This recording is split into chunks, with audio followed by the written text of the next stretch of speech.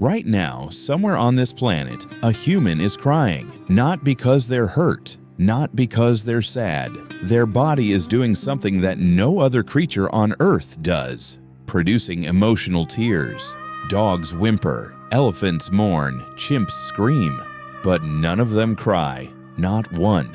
Out of 8 million species on this planet, only one weeps: you. And for decades, scientists had no idea why, until they looked at the skulls of our ancestors and found something that changed everything. Crying wasn't designed for sadness. It was designed for something your ancestors needed to do every single day just to stay alive. And once you understand what it is, you'll never look at your own tears the same way again. Let's start with what tears actually are. Your body produces 3 types: basal tears, the ones that keep your eyes wet right now; reflex tears, the ones that flood your eyes when you chop an onion; and emotional tears, the ones that come when you're devastated or overwhelmed or watching a movie that hits too close to home. Here's the thing. Basal and reflex tears exist in almost every animal with eyes. They're mechanical, they clean, they protect. Nothing special. But emotional tears, they only exist in humans. And their chemical composition is completely different. Emotional tears contain stress hormones, cortisol, prolactin, endorphins. Your tears are literally flushing pain chemicals out of your brain. That relief you feel after a good cry, it's real, it's chemical. Your body is detoxing itself through your eyes. But that raises a massive question. Why would evolution create a visible signal of weakness? In a world full of predators, crying should get you killed. Think about it from a survival perspective. You're an early human on the African savanna. A predator is nearby. What's the worst thing you could do? Make noise, show vulnerability, blur your own vision. Crying does all 3. It's loud, it signals weakness, and it literally impairs your ability to see danger coming. By every measure of natural selection, crying should have been eliminated millions of years ago. Animals that display weakness get targeted, they get picked off, they don't reproduce. So why do we still cry? Because crying wasn't about predators. It was about something far more dangerous to our survival: other humans. Here's what researchers at Tilburg University discovered. Emotional tears don't just release chemicals. They send a signal. A very specific, very powerful signal to every human who sees them. And that signal says one thing: I am not a threat. Help me. This is the key. 200,000 years ago, the biggest threat to a human's survival wasn't lions. It wasn't starvation. It was being rejected by the group, exile, banishment, being cast out. Humans cannot survive alone. We're too slow, too weak, too fragile. A lone human on the African savanna was a dead human. You needed the group for hunting, for protection, for sharing food during drought, for watching your back while you slept. Everything depended on staying in the tribe. And staying in the tribe meant constantly managing relationships. This is where it gets dark. Early human groups were not peaceful communes. They were hierarchies, dominance, submission, alliances, betrayals. If you angered the wrong person, if you were seen as a threat, if you lost a fight for status, you could be expelled, and expulsion was a death sentence. So how do you survive a conflict with someone stronger than you? How do you stop a fight you can't win? You cry.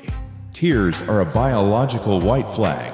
When you cry in front of another human, something extraordinary happens in their brain.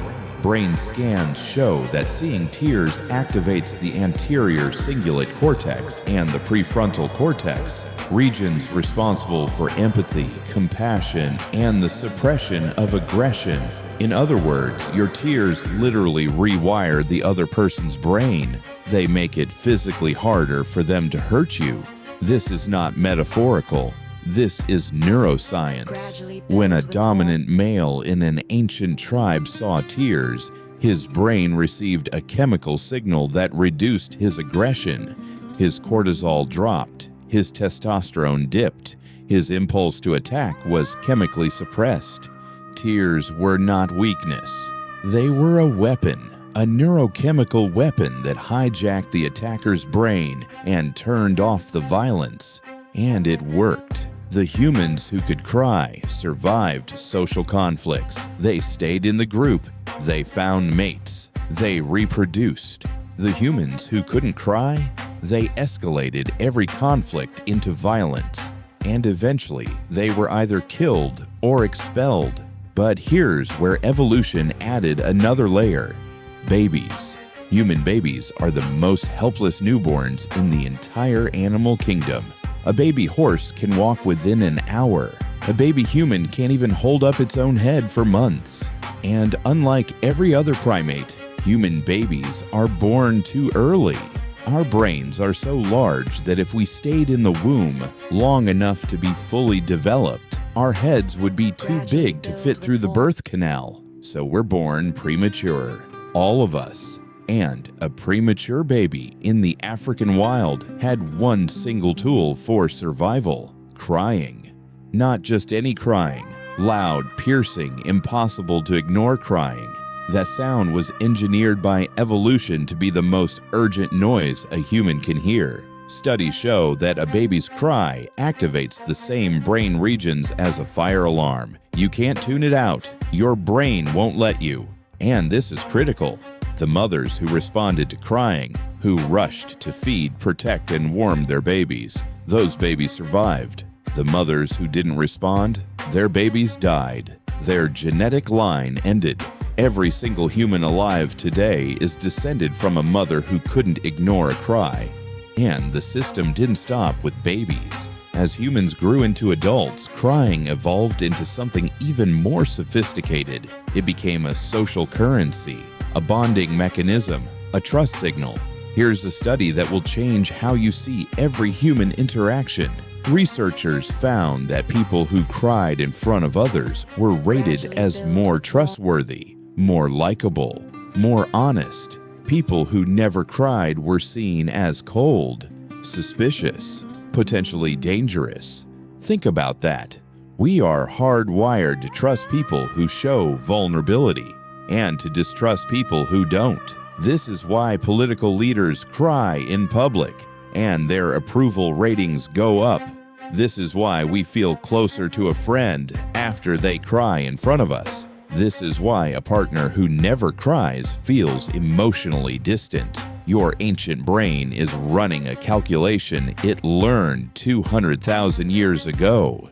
Tears equal safe. Dry eyes equal threat. And this is where it connects to something modern, something you experience all the time but never understood. Have you ever cried at a movie, a song, a commercial, something that has absolutely nothing to do with your life? You're watching a stranger on a screen and suddenly your eyes are wet. That makes zero survival sense. You're not in danger. No one needs help. No social bond is at stake. So why does it happen? Because your mirror neuron system can't tell the difference between real and fictional distress. When you see someone suffer, even an actor, your brain fires the same circuits as if it's happening to you. You feel their pain, literally. Neuroscientists call this emotional contagion, and it's the same system that kept ancient tribes together. When one person in the tribe cried, the whole group felt it. Their pain became shared pain, and shared pain creates loyalty, creates unity, creates a tribe that will fight for each other, sacrifice for each other, die for each other. Crying built civilization, not stone, not tools, not fire, tears. The ability to feel what another human feels. That's what made us unstoppable. So here's the truth about your tears. They are not a weakness. They are the most sophisticated social technology the human body ever produced. More advanced than language, older than fire, They kept your ancestors in the tribe.